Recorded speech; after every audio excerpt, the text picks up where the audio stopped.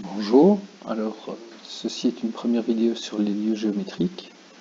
Donc je ne vais pas suivre le cours directement, mais je vais commencer par un rappel sur les distances dans un repère orthonormé.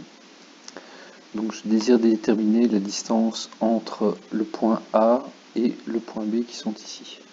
Pour ce faire, je vais donc passer par le point C. Le point C est la projection de B donc sur l'horizontale sur laquelle se trouve A.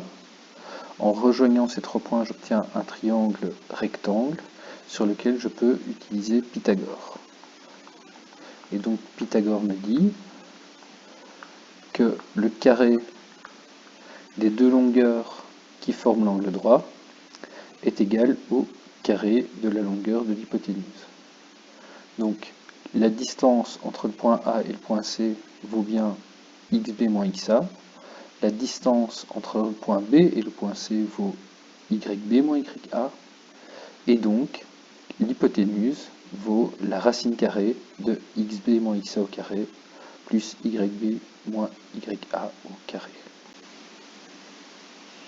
Alors revenons à notre thème principal, les lieux géométriques.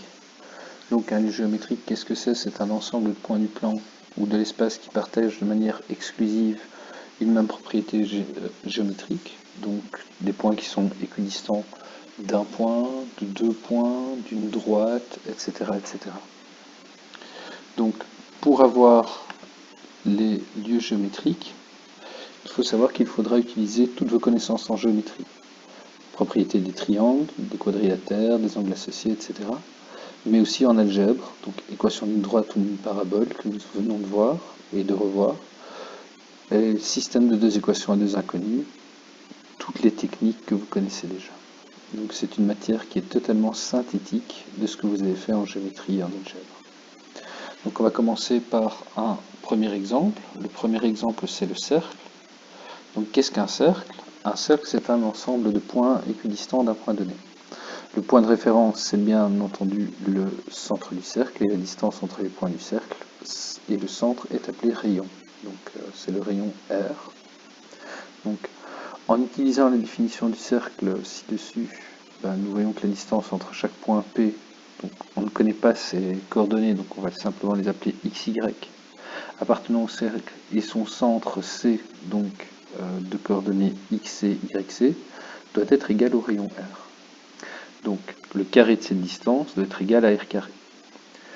Analytiquement, cela nous donnera donc que mon cercle va avoir pour équation que la distance entre C et P doit être x moins xc au carré plus y moins yc au carré, et celle-ci doit être égale au carré du rayon. Voilà, donc on utilise deux formes de l'équation du cercle. La 1 qui se trouve ici et la 2 qui se trouve là. Donc le passage de l'un à l'autre se fait en développant les carrés qui se trouvent dans la 1. On obtient donc que moins 2x fois xc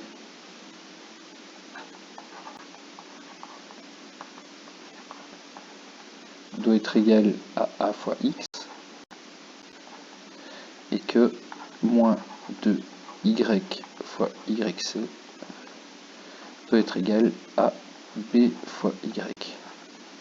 En simplifiant par x et y,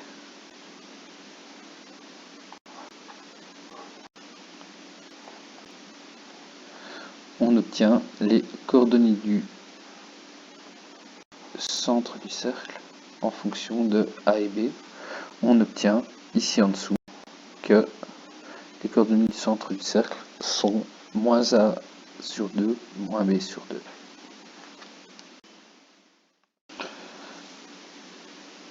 De la même façon, on peut égaler les termes indépendants, et donc xc carré plus yc carré moins r carré, donc qui sont obtenus dans le deuxième développement ici, doivent être égaux à c.